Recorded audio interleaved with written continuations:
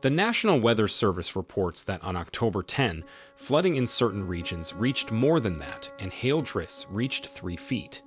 Large structures like Fort Stockton High School were among those that sustained the most damage. The Fort Stockton Independent School District campuses were closed on Tuesday due to floods at Pecos County Memorial Hospital and severe hail on Monday evening. Fort Stockton reportedly received 1 to 2 inches of precipitation during the unusual weather event, according to the National Weather Service in Midland. Because the T-storm and large hail caused floods and leaks at their premises, SISD is canceling classes for students. Despite the fact that there were no classes that day, Fort Stockton Panthers football players volunteered to clean up the local hospital. We saw that the flooding might have been so severe for other reasons besides the actuality of the rain. Additionally, because of the amount of hail that fell during that time period, many drainage areas were likely blocked, which caused everything to back up. From there, things only got worse. An event like that is often quite uncommon. In that area, hailstorms of that size are uncommon. The amount of moisture in the air that day, in my opinion, was the real deal breaker.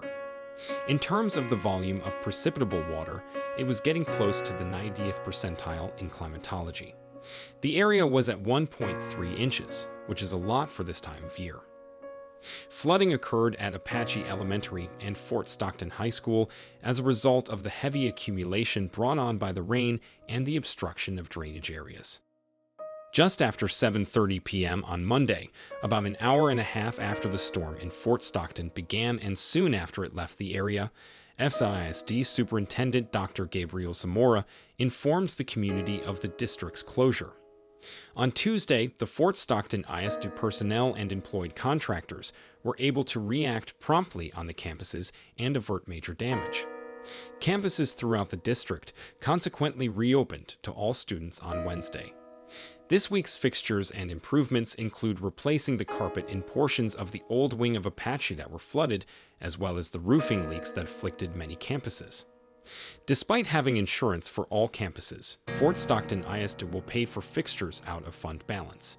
Each school, according to Zamora, has a $150,000 to $200,000 deductible, which is far less than the costs related to storm damage.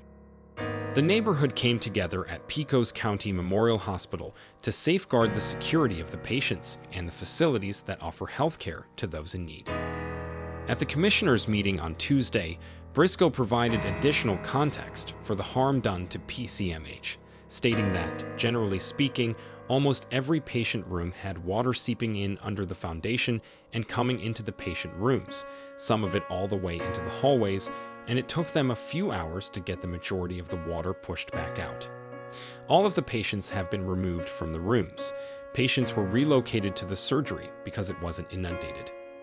Given that this was one of the biggest hailstorms in Fort Stockton's history, it is unknown when the damages will be repaired. Schools and hospitals have been cleaned up and cleared out as of right now, and classes will resume soon.